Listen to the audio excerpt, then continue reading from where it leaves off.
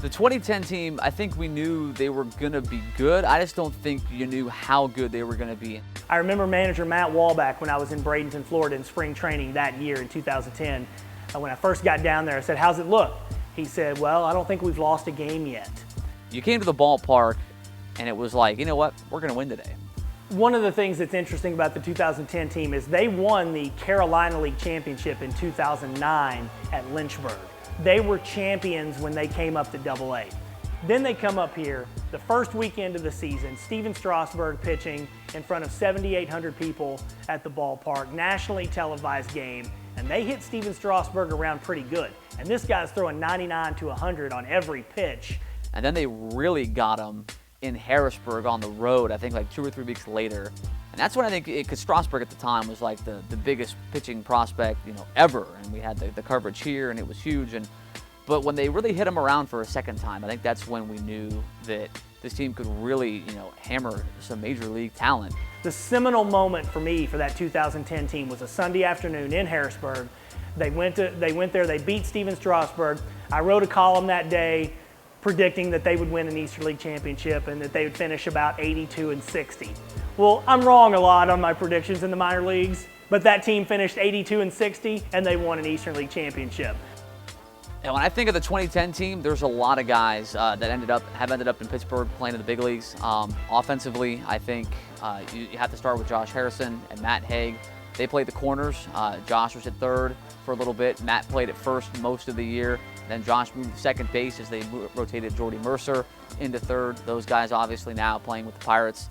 Chase Darno, who was a part of the Pirates' plans for a lot of years. I think he's now in the Phillies organization. Chase was a huge part of that team, batting leadoff for us. You also had guys like Jeff Locke, who's a starting pitcher. Justin Wilson was a key contributor for the Pirates. Brian Morris was a key contributor on that team. Jared Hughes was a key contributor on that team. You also had guys on the pitching staff, like a veteran guy, Derek Hankins, who was here for most of the year. Mike Crotta got an early promotion. Back of the bullpen, you had Daniel Moscos closing. He was on the mound when the team won the title in Trenton. He's the one that shut it down. They got a huge boost in August when they'd been together a while, and they weren't struggling at the end of July, but they got the addition of Andrew Lambeau in the trade with the Dodgers. And Lambeau came in and was just a new, vibrant presence in the clubhouse, and I think really kind of brought the team back to where it had been in the early stages of the season when they were really mowing through people. So not only was that 2010 team a great minor league team, you had a lot of guys go on from that team to achieve big league success, and they're still achieving big league success.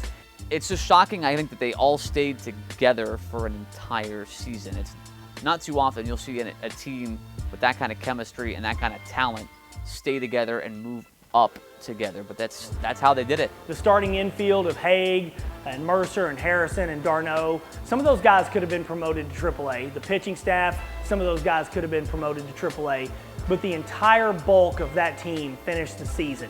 So they go into the playoffs having played together pretty much all year, that entire team. They beat Harrisburg in the first round, then they get Andy Pettit in the first game of the championship series.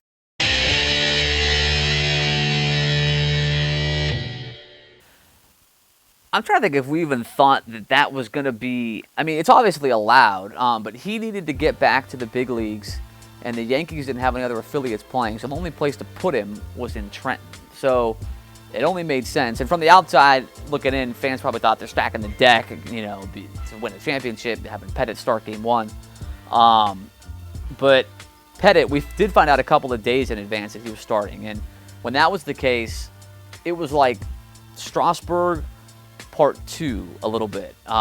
When Strasburg was here, ESPN came out and set up their cameras and did live look-ins and things. So when Pettit was here, the MLB network did the same thing. So they backed their truck up out behind the home clubhouse and, set up and ran their cable and stuff. And they took Pettit, live updates throughout the game during game one of the ELCS. And that was pretty cool. Pettit was a Class A professional all the way. I remember he did a pregame press conference, and he had a young kid was actually asked or allowed to interview Pettit, and he asked him what his pregame meal was before every game, and it was I think he said eat spaghetti and meatballs the night before he starts every time, I think is what he said, when the kid asked him what his favorite food was or what he liked to eat before the game or whatever.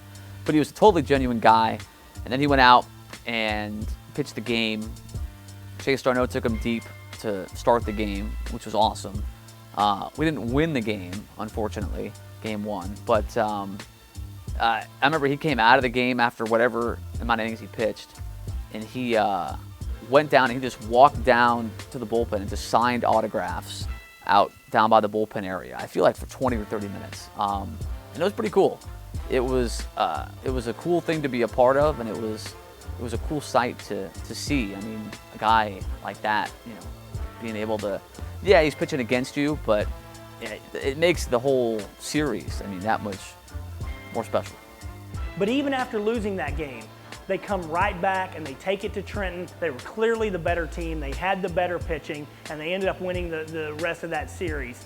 But that series, to overcome that first game loss to a guy who, I think he's won like 19 postseason games in Major League history. They didn't let that impact them, because nothing really impacted that 2010 team from a negative way. They overcome all the adversity that came their way. There was never a doubt. I think the clubhouse theme song that year, I don't know who sings it now, but I think it was On to the Next One. And every time after they would win a game, you'd walk into the clubhouse and that would be the song that was playing. On to the next one, on to the next one. And that's really how it was.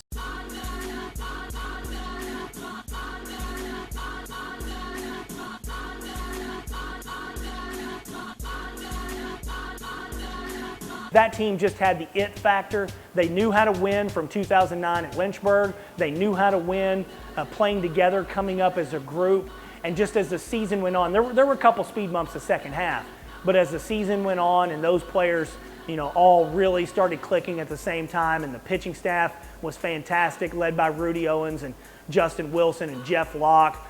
It was just a terrific all-around minor league baseball team.